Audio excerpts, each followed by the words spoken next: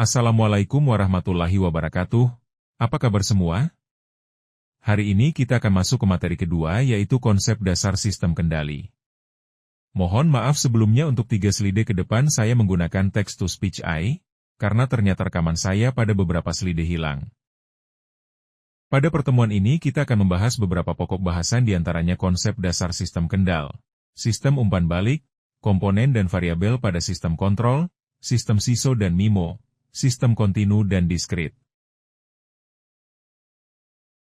Pada slide ini kita akan mereview kembali apa itu definisi sistem. Minggu lalu udah kita bahas ya ini. Jadi tolong tuliskan komentar kalian di kolom di bawah ini sebagai nilai kehadiran dan keaktifan.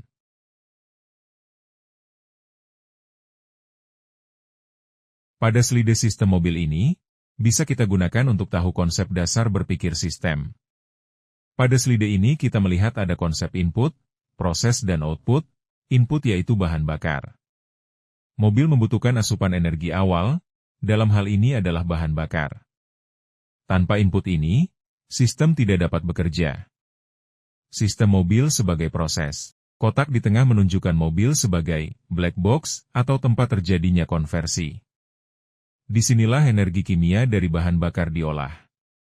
Output energi gerak atau perpindahan. Hasil akhir dari kerja sistem tersebut adalah tujuan utama mobil dibuat, yaitu mobilitas atau perpindahan tempat melalui energi kinetik. Dan di bawah kita bisa melihat kalau dalam sebuah sistem mobil terdapat ribuan komponen. Ini menunjukkan kalau dalam sebuah sistem besar ada subsistem di dalamnya. Ada ribuan baut, kabel, besi untuk mencapai sebuah luaran.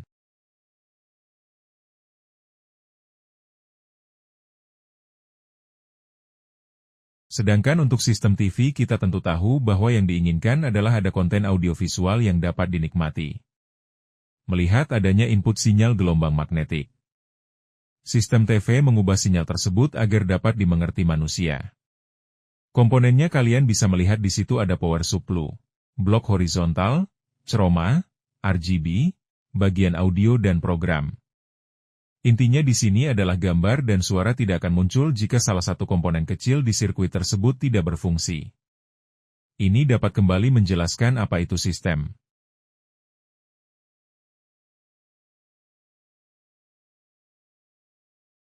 Untuk sistem PLTU, bisa dilihat kalau inputnya adalah batu bara sebagai bahan bakar utama.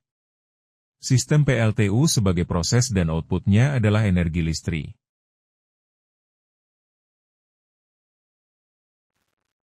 Oke, untuk yang komponen PLTU di sini ini membahas terkait alur proses PLTU Python ya. Jadi kalau misalkan kita melihat di sini ada beberapa blok besar, yaitu input ya. Di sini inputnya ada Goliath atau batu bara dan prosesnya mulai dari boiler building, kemudian ada turbine building, dan ini dan generator ya. Kemudian nanti dia listrik dialirkan ke jaringan. Ini berarti outputnya di sini. Ini juga sisaan residunya di sini di edge disposal area. Jadi kalau misalkan kita melihat prosesnya, tentu kita awali dari tempat penyimpanan batu bara di Goliath, kemudian nanti dibawa ke tempat penggilingan penggilingan batu baranya. Habis itu nanti dia dibakar di boiler building di sini. Digunakan untuk memanaskan air. Airnya nanti kalau udah panas menjadi uap panas bertekanan tinggi, nanti digunakan untuk memutar turbin. Nah, setelah turbin gerak, nanti dia terhubung dengan generator dan nanti bisa menghasilkan listrik. Nanti residunya itu adalah abu sisa pembakaran batu bara nanti masuk ke dalam blok yang edge disposal area di sini. Jadi tadi di awal kan ada pertanyaan apa sih sistem itu. Nah, di sini kita dari 3 slide sebelumnya ada contoh-contoh sistem mulai dari mobil, kemudian ada TV dan ada pembangkit listrik bertenaga uap air. Maka kita coba tuliskan atau rumuskan definisi sebuah sistem. Di sini sistem dikatakan sebagai sebuah kelompok komponen yang saling bekerja sama satu sama lain untuk melakukan suatu proses demikian rupa agar target atau sasaran yang hendak dicapai itu terpenuhi. Jadi ini ada input, ada sistem, dan ada output sebagai target yang diinginkan. Bagian ini kita mereview kembali ya. Jadi Anda mendapatkan sebuah pertanyaan, apakah sistem kendali itu? Nah, minggu lalu kita udah diskusi tuh terkait perbedaan sistem kendali dan sistem kontrol. Jadi tolong ditulis di bawah apa itu sistem kendali. Nah, ini juga minggu lalu sudah sedikit kita singgung. Jadi bolehlah untuk bagian ini silahkan kalian jelaskan dulu. Ini maksudnya apa sih? Mama Giant ini lagi ngapain gitu. Kenapa matanya melirik ke oven dan mengapa dia harus juga melirik ke jam? Sebenarnya apa yang dimaksud di sini dan apa sih hubungannya dengan tadi ketika kita bertanya apa itu sistem kendali? Silahkan ditulis di kolom komentar di bawah. Oke, jadi kalau dari gambar yang sebelumnya kita bisa buat sebuah diagram blok dari sistem kendali manual oven tadi yang sudah dikerjakan oleh ibunya Giant. Jadi di sini ada beberapa komponen. Ini ada input itu 5 menit dan 90 derajat. Ini adalah parameter yang diinginkan oleh pengguna. Jadi dia pengen hanya memasak selama 5 menit dengan suhunya 90 derajat. Outputnya adalah nilai suhu dan waktu yang aktual. Kemudian di dalam diagram blok ini kontrolernya adalah otak. Dia akan memproses input tadi, jadi dia pengen masaknya 5 menit 90 derajat, dan aktuatornya adalah tangan gitu.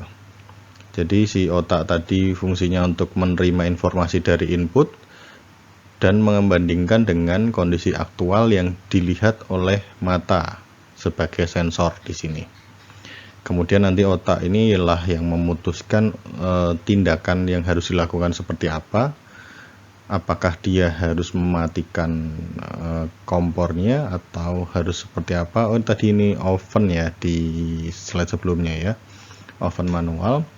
Berarti aktuator di sini adalah tangan atau otot tangan.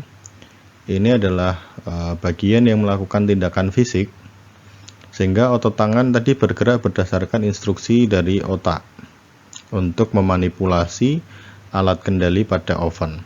Nah, jadi kan nanti ada knob atau apapun itu. Jadi di sini ada plantnya adalah katup gas dan oven. Jadi ini adalah bagian yang diatur oleh tangan untuk menentukan besar kecilnya api atau panas. Ini di katup gas. Sedangkan oven ini nanti menjadi wadah utama tempat proses pemanggangan itu terjadi. Nah, gabungan dari oven dan katup gas ini nanti membentuk sebuah sistem fisik yang sedang dikontrol atau nanti kita sebut sebagai plant di sini. Jadi kalau misalkan ternyata suhunya terlalu tinggi, apa yang dilakukan gitu ya kan, berarti kelihatan oleh mata, nanti masuk ke sini diproses lagi itu. Gimana kalau suhunya lebih rendah? Nih, nanti diproses lagi sehingga katup gas harus diapakan gitu. Dan seterusnya, ini menjadi sebuah loop.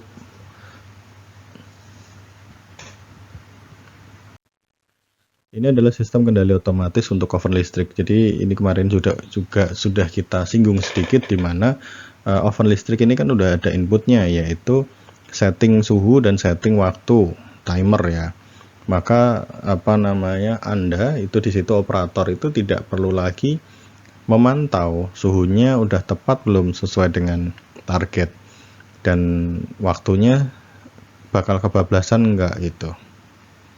Itu sudah di set otomatis sehingga operator bisa tinggal tidur aja, karena ini nanti bisa mati secara otomatis, si oven listriknya nanti udah otomatis mati sendiri.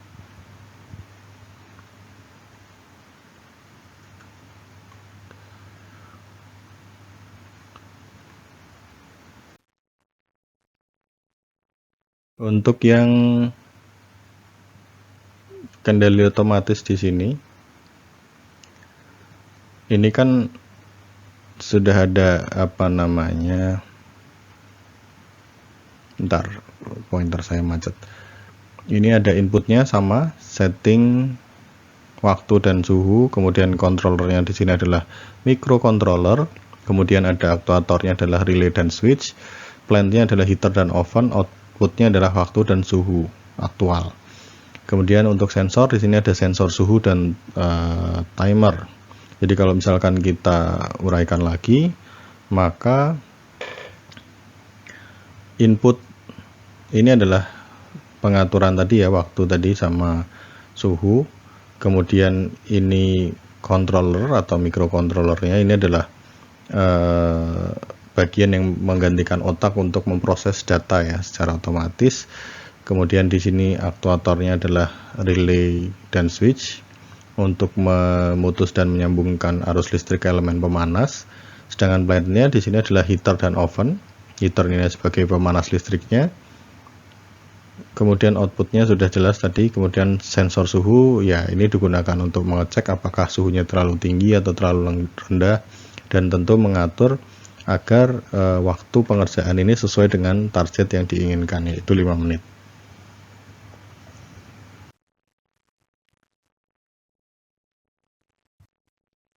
Kemudian untuk yang di sini,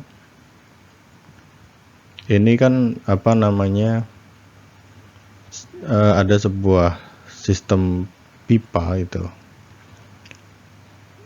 Kalau inputnya masuk terus gitu, kemudian dia melihat di sini, lalu dengan dia melihat kalau dia sudah melebihi batas, maka dia valve-nya ini akan dibuka dan menjadi sebuah aliran keluar, ini aja fluid outputnya. Begitupun juga dengan ibu-ibu di sini. Ibu-ibu di sini akan memantau ketinggian airnya secara manual. Jadi kalau misalkan ini sudah mau penuh, ini nanti keran akan dimatikan. Itu adalah contoh-contoh dari kontrol. Nah, ini yang contoh ada controller sederhana. Sensornya di sini pelampung, dan pelampungnya ini secara otomatis akan melakukan switch on off pada keran. Jadi kalau misalkan ini dia nanti mengapung dengan sudut kemiringan tertentu, dia akan mematikan keran gitu. Jadi ada pengaturan ketinggiannya.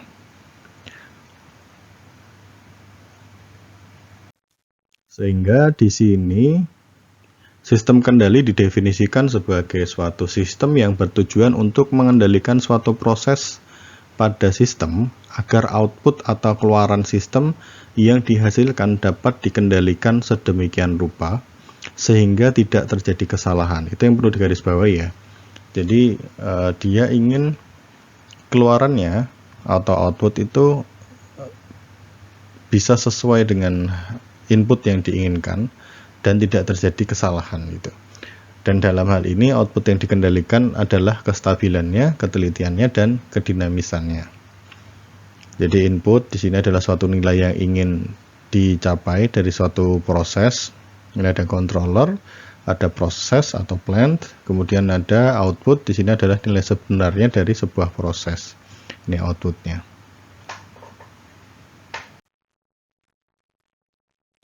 Oke, jadi kita masuk ke contoh lagi. Di sini ada sistem kendali pada tangki air.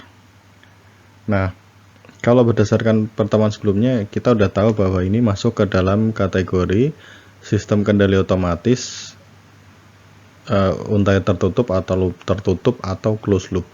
Nanti kita akan review kembali apa open dan closed loop di slide-slide selanjutnya. Meskipun minggu lalu kita sudah cukup membedakan open dan closed loop ya. Jadi di sini ini adalah sistem tandon otomatis. Kayaknya ini kemarin juga udah kita sempat bahas sedikit di kelas ya. Jadi di sini ada input sumber tegangan 220 volt dari AC, dari ini ya, dari PLN. Kemudian air dari sumur. Ini inputnya, kemudian si listrik ini digunakan untuk menggerakkan pompa air gitu. Kemudian si aktuatornya tentu di sini adalah pompa air listrik. Kemudian nanti plantnya adalah tandon atau tangki air di sini. Nah, nanti di sini kita punya pelampung dan saklar otomatis gitu. Sensornya adalah pelampung, kemudian kontrolernya adalah si saklar otomatis.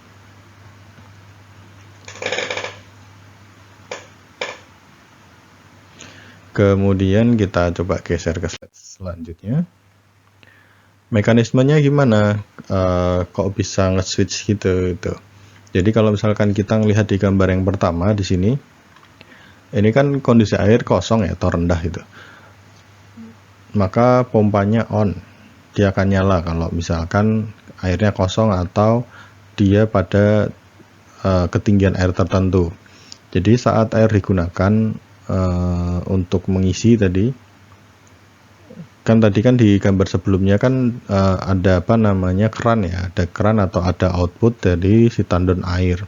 Jadi kalau misalkan si keran yang terhubung dengan toren ini dibuka, maka otomatis kan airnya akan susut gitu, akan turun. Nah, ketika air itu sudah turun, maka pelampung ini nanti akan ikut turun. Di sini ada dua pelampung 1 dan pelampung 2. Ini turun tentu akibat adanya pengaruh gaya gravitasi. Kemudian ketika pelampung tadi mencapai titik tertentu, maka dia akan menarik mekanisme saklar otomatis di sini. Karena saklarnya tadi menutup rangkaian listrik, sehingga sumber tegangan nanti mengalir ke pompa air dan pompa air menyala. Kemudian kan dia nanti airnya mulai terisi di sini. Seiring bertambahnya air, pelampung nanti akan semakin lama semakin terangkat naik mengikuti permukaan air. Kemudian saat mencapai titik batas atas atau tandon penuh, maka pelampung akan mendorong atau melepas tarikan pada saklar otomatis. Sehingga arus yang mengalir di dalam rangkaian listrik tadi akan terputus sehingga pompanya mati. Hal ini bertujuan untuk mencegah agar air itu tidak meluap keluar tandon. Begitu. Nah, kalau misalkan kita melihat ke dalam diagram blok sistem kendali tandon air ini, maka di sini ada nilai input, tinggi air yang diinginkan, ada controller, ini ada saklar otomatis, kemudian ada aktuator, ini motor listrik, plantnya adalah tandon air, nilai outputnya adalah tinggi sebenarnya, dan sensornya adalah pelampung yang ada di dalam tandon. Kita coba baca dulu yang ada di dalam kotak. Sistem kendali terdiri atas sekelompok komponen yang saling bekerja sama satu sama lainnya secara berurutan untuk mengendalikan suatu proses atau plant agar output sistem sesuai dengan yang dikehendaki. Ini masih keterangan lagi definisi dari sistem kendali. Jadi ketika kita melihat di situ adalah parameter atau tujuan yang ingin atau ditentukan oleh pengguna ini adalah tinggi dari air di dalam tandon, maka sistem nanti akan mencoba untuk membandingkan kondisi aktual di sini dengan target yang ada. Dan ini tentu bertujuan untuk apa? Untuk memutuskan apakah pompa harus menyala atau pompa itu mati. Ini berdasarkan data dari sensor. Gitu kan. Jadi kalau misalkan kita lihat kontrolernya, di sini ada saklar otomatis. Dia bertindak sebagai pembuat keputusan ketika data masuk dari sini gitu. Sehingga nanti nilai output atau tinggi air sebenarnya ini akan sesuai atau selalu mendekati dari tinggi air yang diinginkan gitu. Kenapa bisa begitu? Karena ada sensor otomatis yang akan selalu memberikan umpan balik atau feedback ke dalam sistem. Dia tujuannya untuk mengukur tinggi air sebenarnya di dalam tandon ya ini ya. Dan kemudian mengirimkan informasinya kemana? Ke controller. Agar apa? Agar aktuator ini bisa memutuskan apakah keran akan tetap terbuka atau pompa air itu menyala atau tidak gitu. Untuk yang bagian ini, yang pintu otomatis, coba kalian buat analisis sederhana dulu. Kira-kira apa yang terjadi, apa inputnya, apa outputnya, dan apa prosesnya. Sederhana aja, 3 blok itu aja dulu. Kalian analisis inputnya apa, outputnya apa, dan prosesnya apa, plantnya apa. Coba tuliskan ya nanti di bawah di kolom assignmentnya, di kolom jawaban, lembar jawabannya di bawah. Silahkan nanti di komen.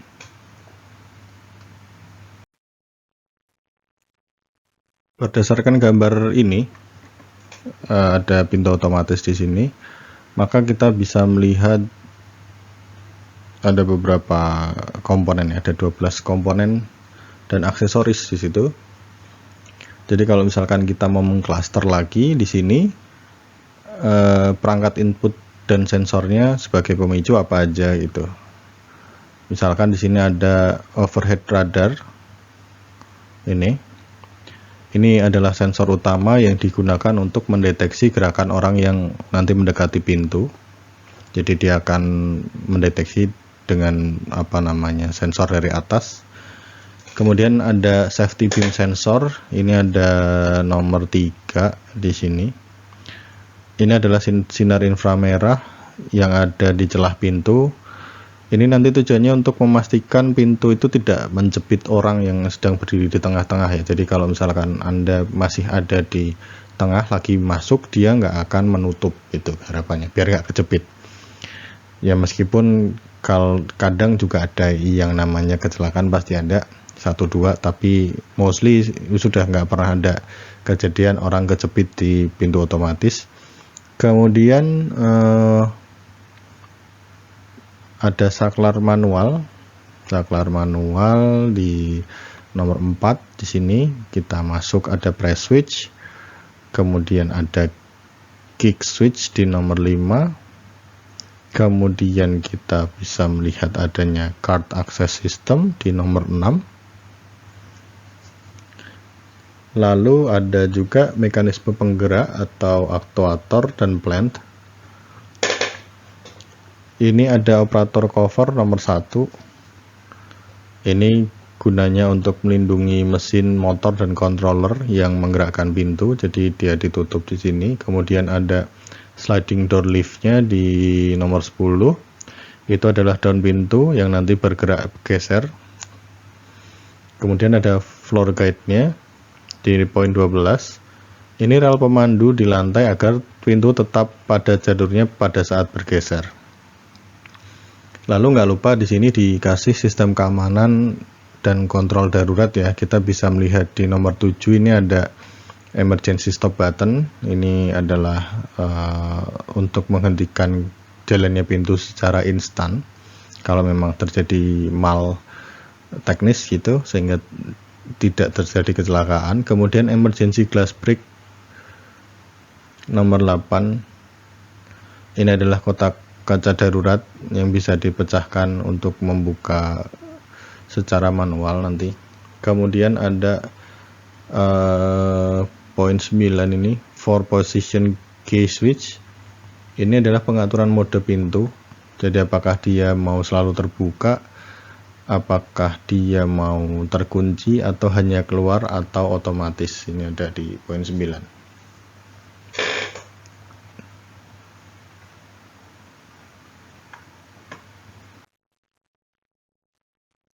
Jadi berdasarkan slide sebelumnya dan gambar yang di sini ada 3 blok, ada mikro, ada motor listrik dan down pintu, kemudian ada overhead sensor dan safety beam di bagian sensornya untuk memberikan feedback. Ini sih panahnya harusnya searah ke sini ya, enggak bolak-balik. Kemudian kita bisa melihat acuannya di sini apa sebagai input adalah setting posisi dari orang yang diinginkan. Jadi ini adalah sebuah parameter target yang diatur untuk menentukan kondisi di mana pintu itu harus bereaksi. Jadi dia mau misal ya, dia itu akan terbuka penuh kalau objek itu terdeteksi dalam jarak berapa, itu sudah disetting di sini. Kemudian Microcontrollernya di situ tentu untuk pemrosesan ya, ini sama kayak sebelumnya gitu. Dia membaca informasi, menerima dan mengolah informasi di sini dari sensor overhead dan safety beam sensor. Kemudian dia digunakan untuk membandingkan nilai dengan nilai input. Kemudian kalau misalkan terdeteksi ada orang sesuai dengan setting, maka dia akan mengirim perintah kepada kepada motor listriknya untuk menggerakkan pintu gitu. Sehingga di sini daun pintu gesernya akan terbuka atau tertutup. Gitu. Jadi di sini plantnya adalah daun pintu geser. Ini adalah objek fisik yang dikendalikan oleh sistem gitu ya. Dikendalikan itu kan adalah daun pintunya. Jadi plantnya di daun pintu gesernya. Kemudian outputnya apa? Outputnya adalah posisi orang sebenarnya. Jadi ini adalah hasil nyata atau kondisi di lapangan yang dideteksi oleh sistem. Ini gimana, cara objeknya gimana, mekanisme pintu yang sedang berjalannya seperti apa gitu. Ini sudah ada di situ.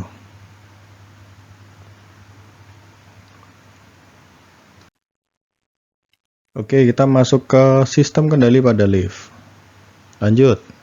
Bagian ini juga sama, silahkan Anda tuliskan dulu. Secara sederhana, kira-kira inputnya apa, prosesnya apa, dan outputnya apa. Silahkan Anda tulis lagi di kolom komentar. Ini nanti sebagai ini ya, keaktifan dan kehadiran di kelas itu adalah dengan mengisi jawaban di kolom jawaban di bawah.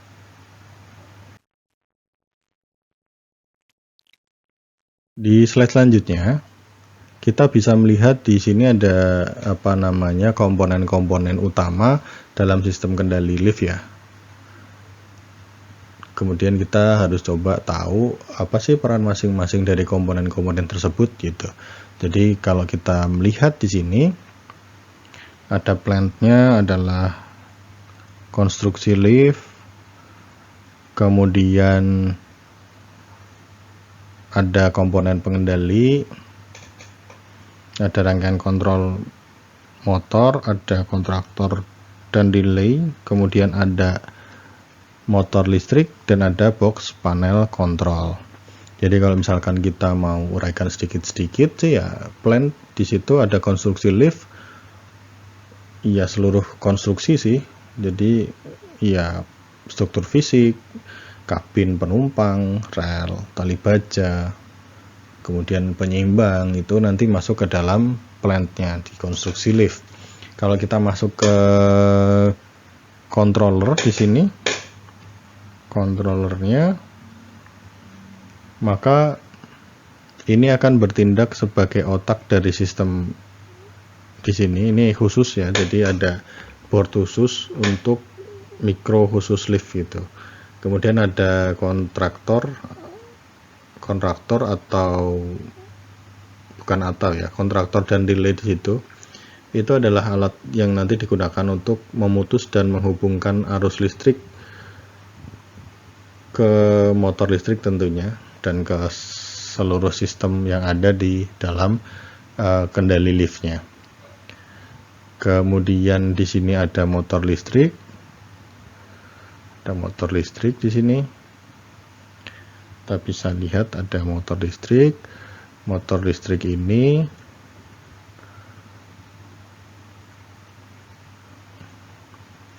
mengubah energi listrik jadi gerak ya. Ya tentunya dia nanti yang menarik kabin liftnya, dan untuk membantu dia bergerak naik dan turun.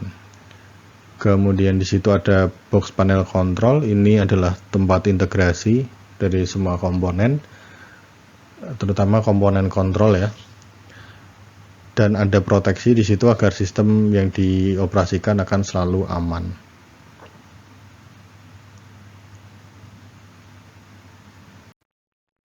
Ya, kalau misalkan di sini kita melihat sensor-sensor di lift, ada level sensor di situ. Letaknya ada di masing-masing lantai. Itu fungsinya untuk mendeteksi posisi kabin lift agar dia itu bisa berhentinya tepat pada lantai yang diinginkan gitu. Kemudian di atas itu ada limit switch, itu adalah pembatas yang dipasang. Di bawah juga ada, atas bawah itu ada limit switch, itu digunakan untuk pembatas ya. Jadi itu adalah fitur keamanan untuk mencegah kabin lift bergerak melampaui batas jalur yang seharusnya. Jadi kalau dia nyenggol ya nyenggol limit switchnya ya nanti dia mati itu atau berhenti. Kemudian untuk sensor keamanan di pintu itu ada infrared sensor pada car door di situ di pintu lift, dia mendeteksi objek agar orang nggak kecepit ya, tentunya sama kayak di sistem kendali pintu otomatis tadi. Jadi kalau ada gangguan ya otomatis dia berhenti. Kemudian ada load sensor, ini adalah sensor beban yang diletakkan di atas lantai kabin. Ini tujuannya untuk melihat apakah lift itu kelebihan muatan nggak atau kelebihan penumpang nggak, sehingga tidak terjadi kerusakan atau kecelakaan. Jadi kalau misalkan ternyata overload, ya berarti lift tidak akan bergerak itu. Dan si alarm pun juga akan terpicu. Jadi kalau kan biasanya kalau misalkan lift itu maksimal 10 orang misalkan kapasitasnya atau 6 orang gitu. Ternyata yang masuk 7 atau lebih dari 150 kilo kapasitas yang ditentukan di lift tersebut ya nanti akan bunyi itu. Sehingga lift tidak bergerak itu. Kemudian untuk ada encoder di situ sebagai sensor penggerak mekanis. Dia itu kan gunanya untuk menghitung putaran dari motor dengan sangat presisi ya. Jadi dia bisa memberikan data terkait kecepatan dan posisi kabin secara real time. Kemudian ada current sensor di situ, monitor arus listrik, dan yang terakhir itu ada motor driver ya, tadi motornya yang menggerakkan atau menarik si kabel. Kemudian yang sistem integrasinya, pusat kendalinya di situ ada MCU, car controlnya, dan ada PLC itu. PLC-nya sebagai otak, kemudian MCU-nya itu adalah salah satu unit microcontroller khusus gitu untuk menangani operasi di dalam kabin. Jadi ada dua itu.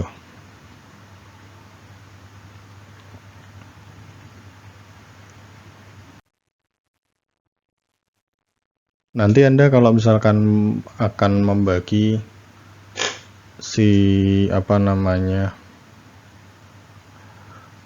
diagram bloknya ya seperti ini diagram bloknya. Kita bisa lihat bersama bentuk diagram bloknya. Ada apa aja di dalam diagram bloknya.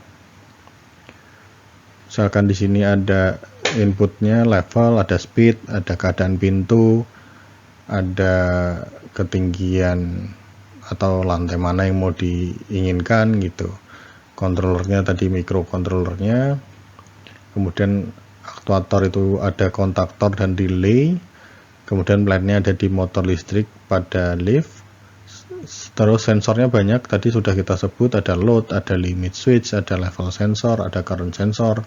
Sedangkan outputnya ya level, speed, keadaan pintu lift sebenarnya ini adalah outputnya. Kita di sini masuk ke definisi plant. Di sini dinyatakan bahwa definisi plant adalah seperangkat peralatan yang mungkin terdiri dari beberapa mesin yang saling bekerja sama, yang digunakan untuk operasi tertentu. Beberapa contoh plant misalnya heater, reaktor kimia, mesin pemrosesan industri, boiler, dan sebagainya. Ini adalah contoh-contoh dari plant. Lanjut, ini tugas lagi. Silahkan definisikan sistem kendali AC. Inputnya apa, sistemnya apa, kemudian outputnya apa. Itu aja.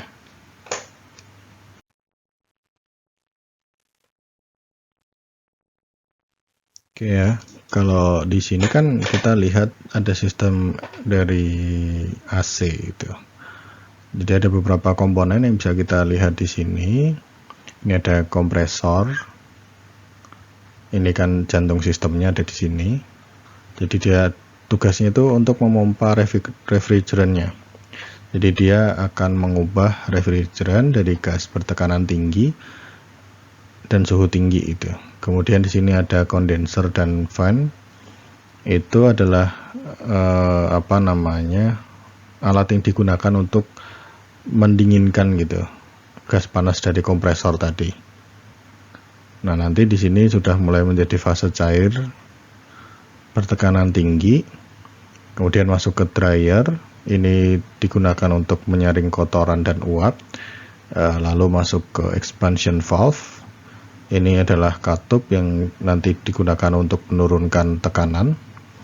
Nanti kalau udah kita masuk ke evaporator.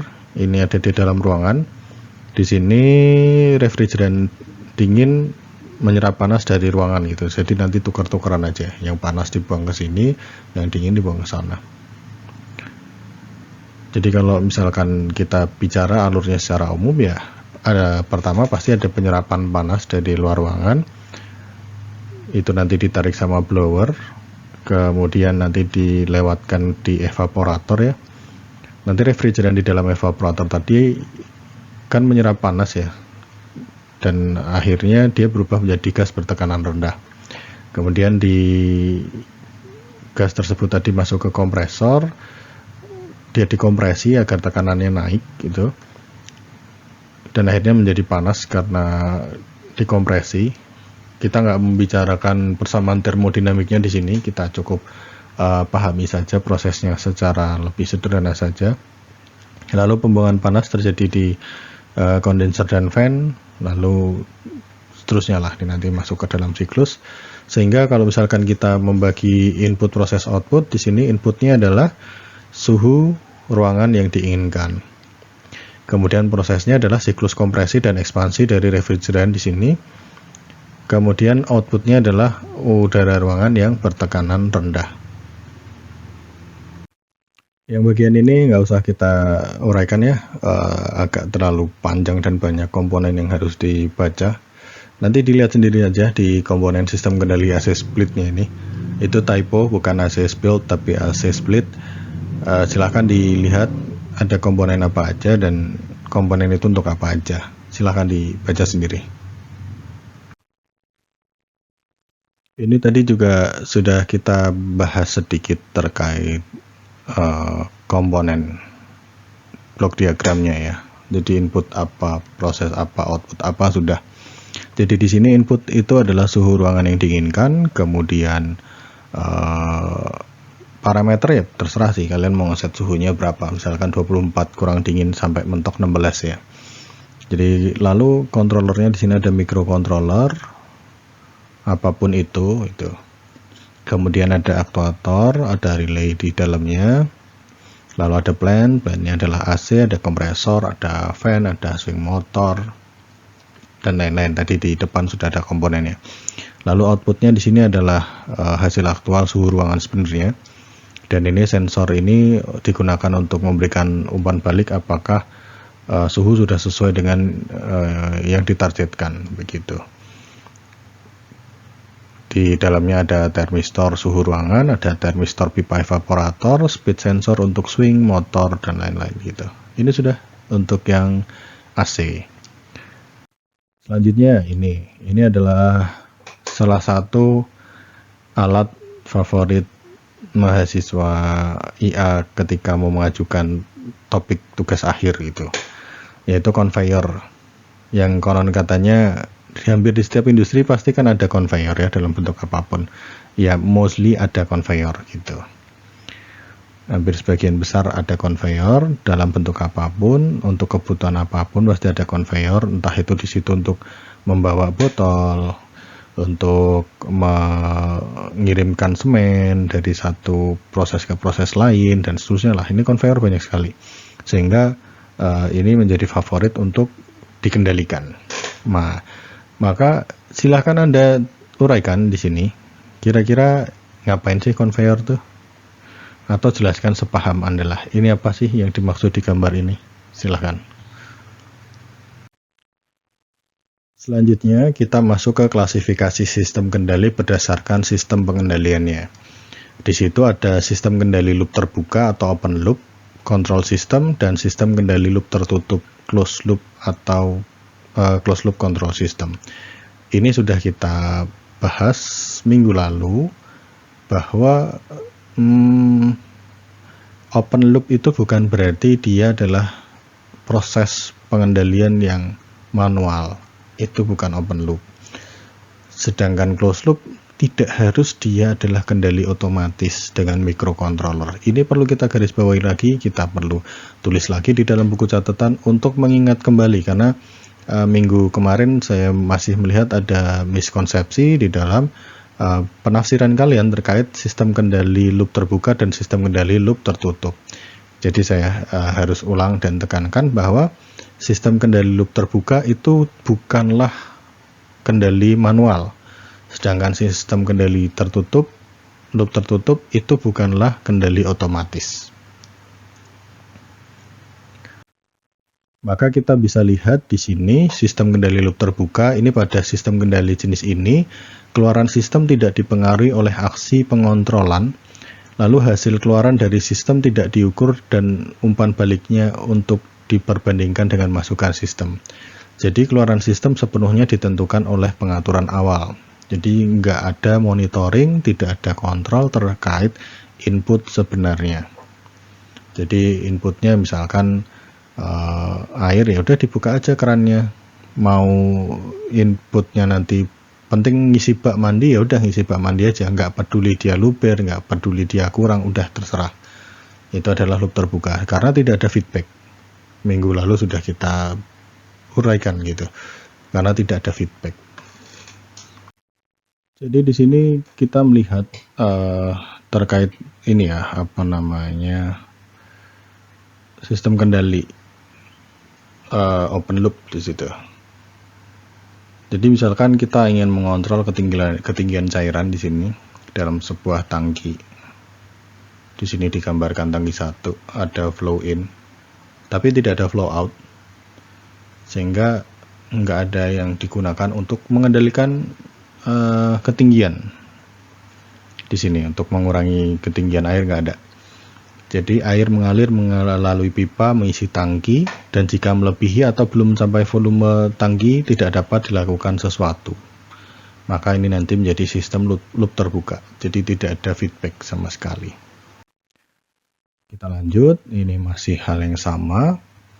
Sistem kendali loop terbuka, di sini keuntungannya adalah sederhana dan murah. Kekurangannya tidak ada faktor koreksi. Sinyal output menyimpang dari yang diinginkan jika terdapat gangguan. Jadi nggak ada feedback. Jadi kalau misalkan pengennya cuma 3 batas ubin itu, atau pengennya 300 liter, ternyata karena nggak ada koreksi terhadap gangguan atau tidak ada koreksi terhadap output yang nyata, ya udah. Berarti kalau misalkan isinya kurang atau lebih, ya kita nggak bisa ngapa-ngapain. Dan ini cuma murni pada kalibrasi aja, pengukuran batasnya seberapa. Jadi di sini dikatakan bahwa sistem kendali loop terbuka hanya dapat digunakan pada sistem kendali yang berbasis pada waktu saja. Seperti pada sistem pencucian pakaian otomatis, sistem lalu lintas, sistem penerangan dan sebagainya. Nggak ada koreksi, ya udah. Dia ngontrol yang penting jalan 5 menit aja. Dia pengen jalan 1 menit aja. By timer aja dia, tapi nggak ada kontrol. Misalkan lalu lintas, dia nggak bisa menentukan, oh di simpang 4 ini sisi sana macet, sini longgar, sehingga nanti decisionnya apa, mana yang harus panjang antriannya atau merahnya lebih lama, siapa yang hijaunya lebih lama. Nah, untuk rekayasa lalu lintasnya tidak ada seperti itu, karena ini menjadi sebuah loop terbuka. Ketika timernya sudah di set, ya udah seperti itu aja, tidak ada feedback bagaimana pengaruh lalu lintas atau kondisi lalu lintas sebenarnya secara aktual itu mempengaruhi timer yang akan ditentukan secara real time gitu.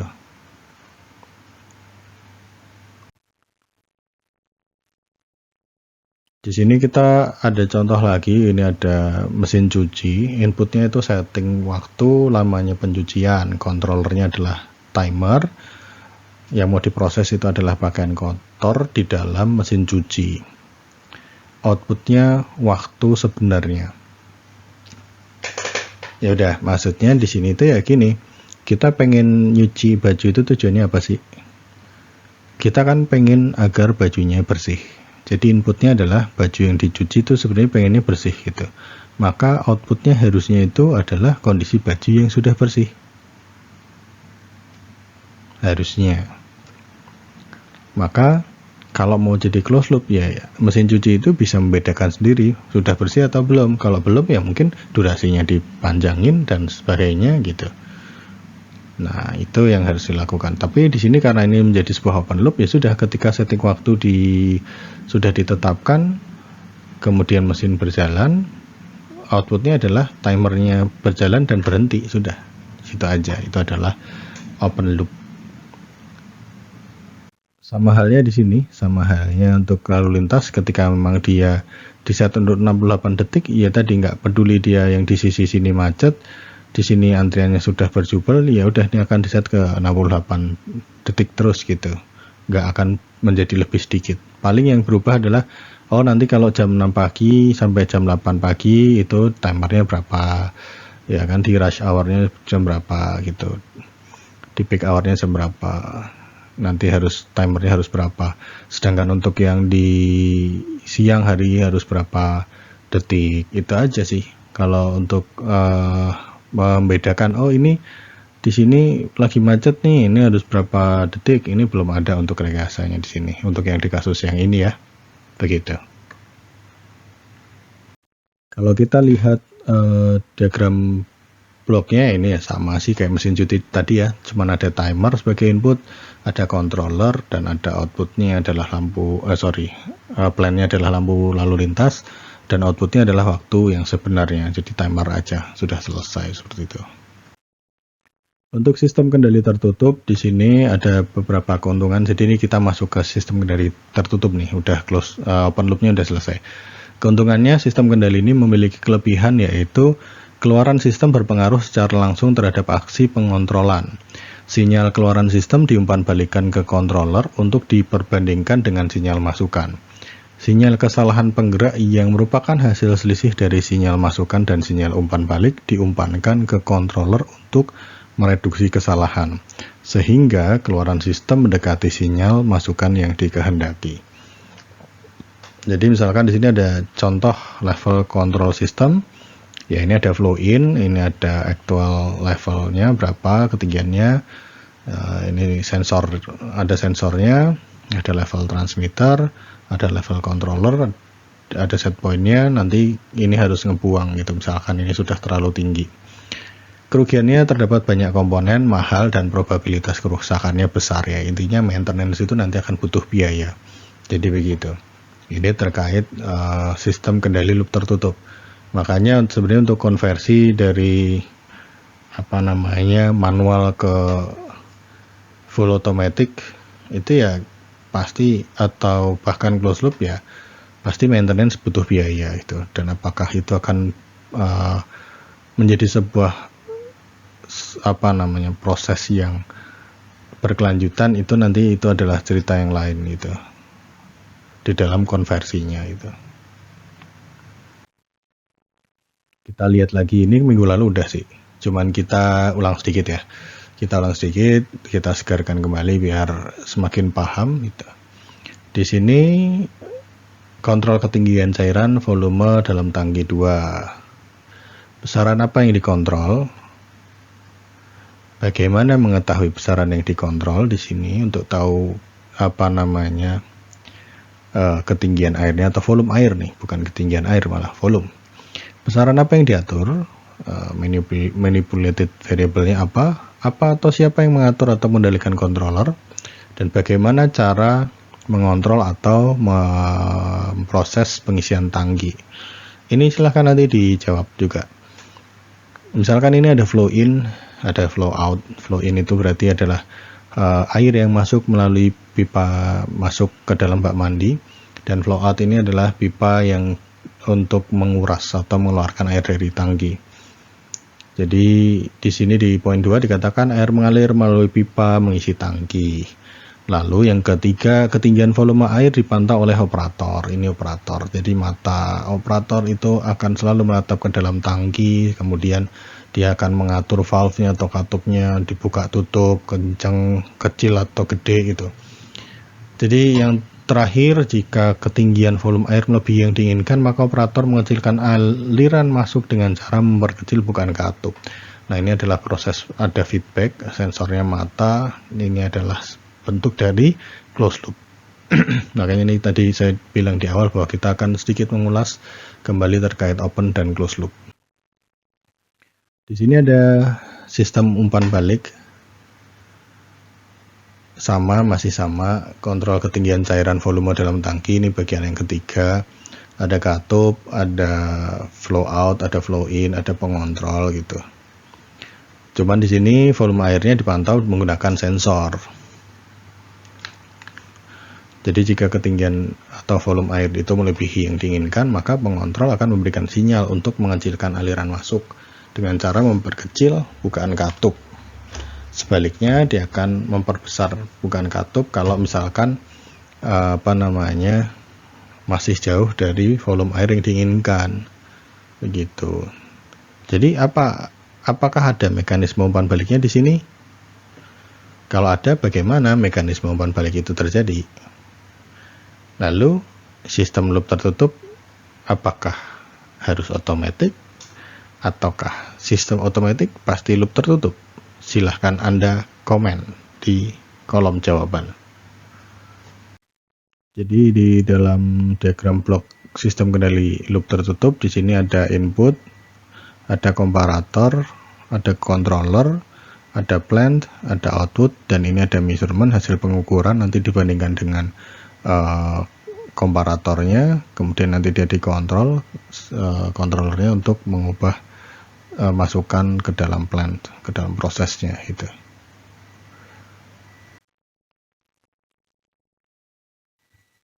Ini masih sama sih kayak yang tadi, ini nggak perlu kita bahas ulang ya, ini tadi udah, cuman ini menggunakan katup pneumatik. Anda boleh carilah apa sih bedanya katup pneumatik dan tidak, atau semua katup itu adalah katup pneumatik. Silahkan Anda cari yang ini.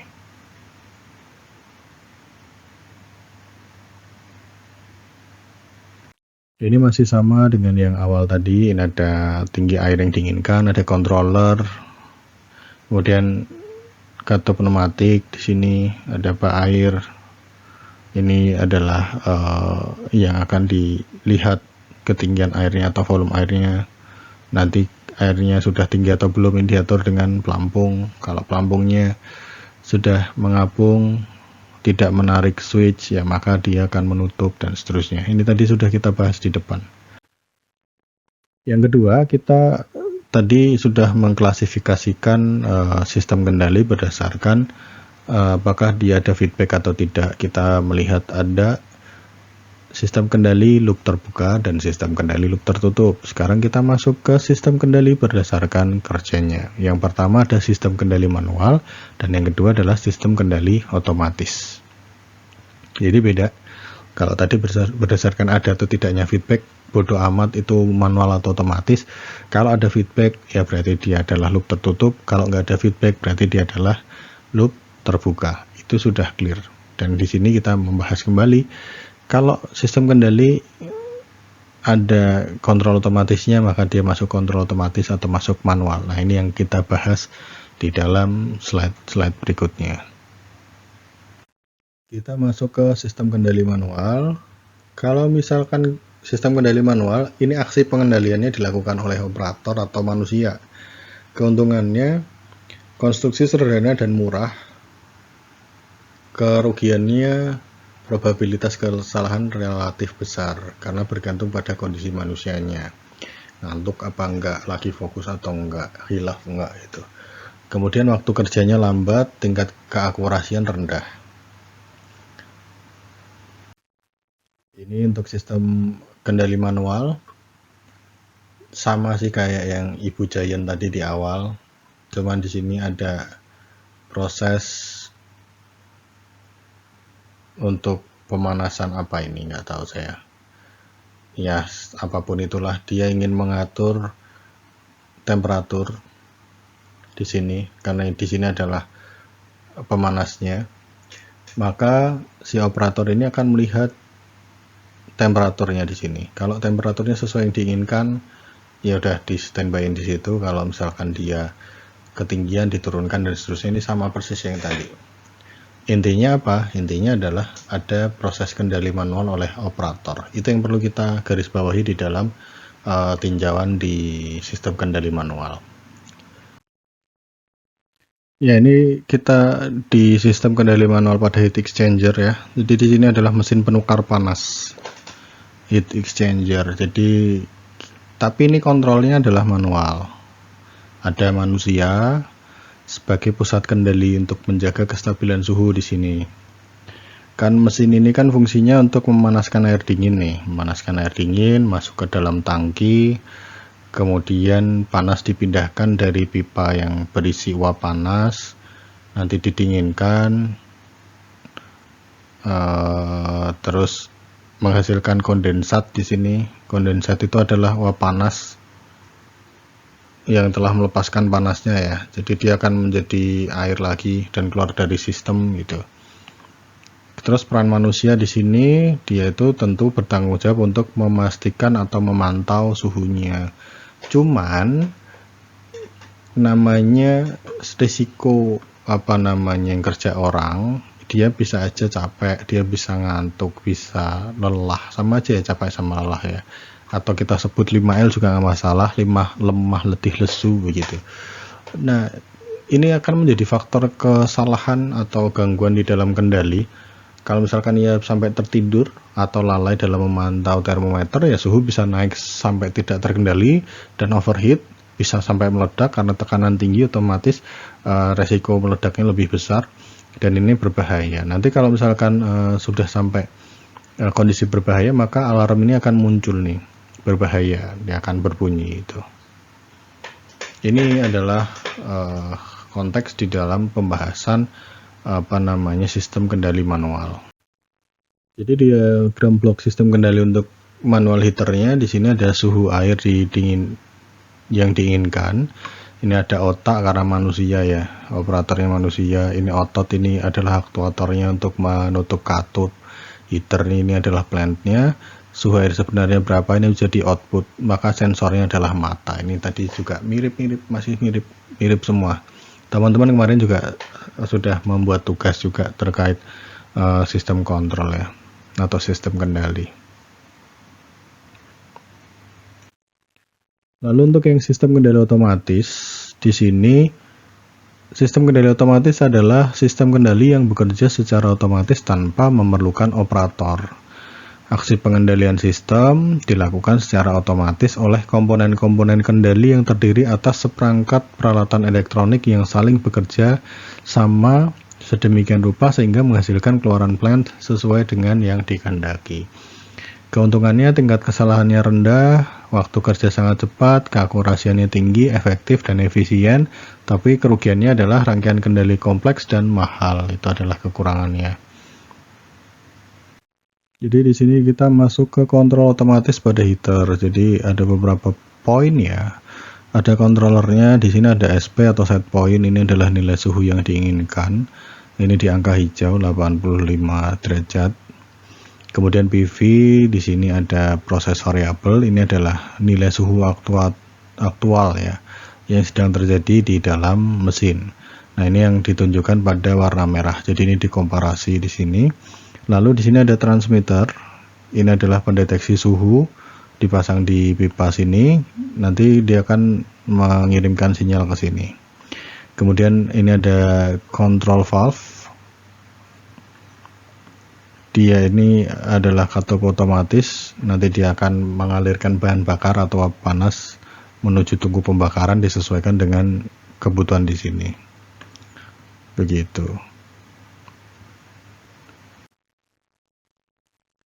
Yang untuk ini sistem kendali otomatis pada heat exchanger ini yang kelihatan beda, ini ada controller ya, controller sama temperatur sensor, dan di sini ada katup otomatis. Ini adalah tambahan. Jadi meskipun si operator ini tidur, ini nggak masalah karena di sini ada kendali otomatisnya. Jadi kalau suhunya panas, tadi kan ini udah nggak ada sirine ya, udah nggak ada buzzernya yang bunyi bahaya tadi, udah nggak ada. Jadi kalau mendekati panas air yang keluar, nanti dia dikoreksi itu. Suhunya akan dikoreksi terus mendekati set point-nya itu. Ini adalah untuk yang sistem kendali otomatis pada heat exchanger. Untuk diagram bloknya, di sini ada beberapa komponen suhu yang diinginkan, ada controller, blok controllernya, ada blok katup pneumatik, ada heater, ada pengukur temperatur air. Ini adalah diagram blok kontrol untuk heater otomatis ya tadi ya. Tadi kalau di depan kita di outline udah bahas masalah SISO sama MIMO gitu. Tapi di sini kita coba lebih tambah variasinya lagi, ada SISO, ada SIMO, ada MISO, dan ada MIMO. Jadi ada SISO, single input, single output, ada SIMO di sini, single input, multi output, ada MISO, multi input, single output, MIMO, multi input, multi output. Jadi SISO ini nanti inputnya adalah sinyal tunggal, outputnya juga satu aja. MIMO ini adalah masukannya banyak, outputnya juga banyak. Kalau MISO masukannya banyak, outputnya cuma satu, SIMO itu inputnya satu, keluarannya banyak gitu. Ini untuk MIMO, SISO, MISO, sama SIMO. Ini untuk yang MIMO ya, jadi masing-masing input itu nanti bisa memiliki banyak sinyal masukan gitu, atau variabel manipulasi. Jadi kalau di dalam industri ini bisa berupa laju aliran bahan bakar, misalkan posisi katup, tegangan listrik yang diberikan, itu dan itu semua bisa dilakukan secara bersamaan, misalkan masuk ke komparator di situ. Kemudian outputnya misalkan sinyal keluarannya bisa variabel yang terukur, bisa kayak suhu, tekanan, level ketinggian, nanti itu tapi dilakukan secara sekaligus. Ini untuk yang MIMO. Ini blok-bloknya seperti ini sih. Nanti kita coba sambil lihat contoh-contohnya aja. Sekarang kita masuk ke aplikasi MISO pada sistem pengisi air boiler. Jadi kan tadi MISO itu adalah multi input single output gitu. Jadi di sini akan ada beberapa variabel masukan, tapi hanya ada satu keluaran. Dalam kasus yang di sini, ini kan tujuannya untuk menjaga satu parameter utama, yaitu drum level. Yang pengen diatur adalah drum levelnya, atau ketinggian air di dalam drumnya. Jadi agar ketinggiannya tetap stabil meskipun dipengaruhi oleh beberapa faktor, maka inputannya akan jadi banyak. Maka untuk komponen masukan ini multi inputnya apa aja? Di sini ada water flow, ada drum level, kemudian ada steam flow gitu. Ini masuk ke dalam inputnya. Jadi water flow itu tadi digunakan untuk mengukur seberapa banyak air yang masuk ke dalam sistem. Kemudian untuk sistem flow ini untuk mengukur banyak uap yang keluar dari drum menuju proses produksi, karena ini kan boiler ya. Memang dia itu digunakan untuk memanaskan air gitu. Kettle kalau misalkan boiler ya kettle lah, ceret tapi ukurannya gede. Sedangkan drum level ya tadi drum level itu adalah sensor ketinggian airnya itu. Kemudian untuk komponen keluarannya sendiri, di situ ada feed water valve. Di sini ada feed water valve-nya. Ini adalah satu-satunya variabel yang dikendalikan oleh modul controller di sini di kasus yang ini. Jadi controller nanti akan memerintahkan katup ini untuk membuka lebih lebar atau lebih kecil. Di situ menyesuaikan dengan volume air yang masuk berdasarkan dari data ketiga input. Jadi inputnya nanti ada 3, ada analisis. Akhirnya yang jadi aktuator atau pengontrolnya adalah si feed water valve-nya gitu. Lalu gimana? Jadi misalkan steam flow-nya aliran uapnya tadi meningkat secara tiba-tiba, maka controller akan segera memerintahkan si feed water valve untuk membuka lebih besar, bahkan sebelum drum level itu turun drastis. Kan kalau air itu ya namanya steam flow. Steam flow itu adalah aliran uap air, berarti kalau si air direbus dia di atas 100 derajat, dia akan berubah fase menjadi gas, jadi uap air, uap panas yang bertekanan tinggi. Kalau steam flow-nya makin kencang, otomatis volume air ini akan berkurangnya semakin cepat kan, karena dia berubah fase dari cair menjadi gas gitu. Kemudian water flow tadi dicek juga dan dibandingkan dengan steam flow-nya itu, jadi biar seimbang dan biar drum levelnya tetap stabil di situ-situ aja itu.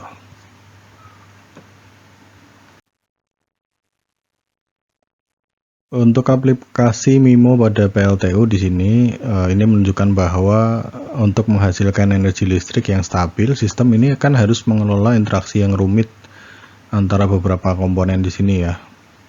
Jadi ada sisi thermal di boiler, kemudian ada mekanis di turbin, dan elektrisitas di generatornya, di generator listrik. Jadi kan kalian melihat di sini inputnya banyak gitu, ada air, ada bahan bakar, ada udara. Ini nanti semua diatur dengan katup. Kemudian outputnya di sini ada sinyal pengukuran temperatur, ada pengukuran tekanan. Nanti kalau turbin sudah bergerak, dia akan mengirimkan sinyal lagi gitu. Outputnya ya nanti adalah kontrol katup dan lain-lain, kemudian pengaturan oksigen, temperatur, tekanan, dan lain-lain. Ini nanti menjadi sebuah aplikasi untuk MIMO-nya di sini. Di sini ada elemen-elemen dasar sistem kendali. Ada sinyal input, ini ada nilai yang diinginkan, ada pembanding. Ini summing point di sini. Kemudian di sini ada sinyal kesalahan. Ini digunakan untuk mengontrol. Kalau udah sinyal kesalahan sih berarti udah dari feedback dari sini ya, hasil pengukuran, sinyal umpan balik masuk ke summing point, mengurangi nilai dari input untuk mendekati ke aktual atau mengatur aktualnya. Ini nanti sinyal kesalahan digunakan untuk mengontrol. Jadi si pembanding tadi, komparator ini kan untuk membandingkan nilai yang diinginkan dengan sinyal umpan balik dari kondisi nyata gitu. Jadi yang di sini misalkan ada sistem AC, nilainya 24 derajat Celcius gitu, targetnya 24 derajat Celcius gitu misalkan. Kemudian masuk ke sini, ini kan sinyal kesalahan atau errornya itu. Kalau ada perbedaan dengan target, kenyataan itu yang memicu sistemnya nanti bekerja. Nanti kontrolernya ini sebagai otak, dia menerima sinyal kesalahan dan memutuskan tindakan apa yang harus diambil agar kesalahan tersebut tadi menjadi 0 atau lebih kecil, mendekati 0 sehingga target tersebut tercapai. Kemudian di sini ada elemen koreksi. Ini menjadi sebuah bagian untuk melakukan kerja fisik. Contohnya misalkan motor listrik, katup otomatis atau otot tangan. Nah, elemen ini yang mengubah perintah dari unit control menjadi tindakan nyata untuk mempengaruhi proses, atau ini jadi aktuatornya. Lalu ada proses atau plant, ini adalah objek atau sistem utama yang dikendalikan. Lalu di sini ada nilai output gitu.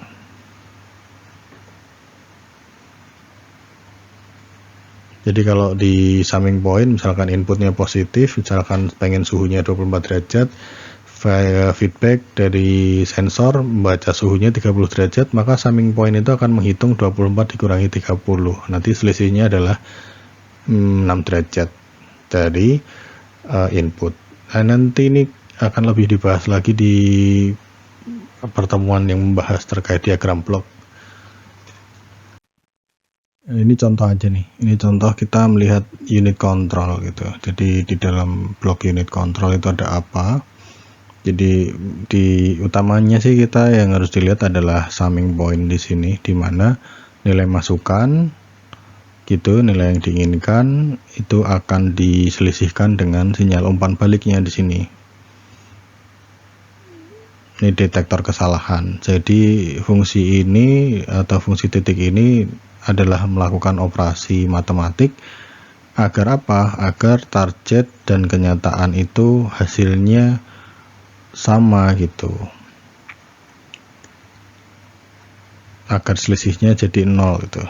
Jadi biar nilai nilai realnya itu sama dengan nilai yang diinginkan. Ini tujuan dari detektor kesalahan di sini.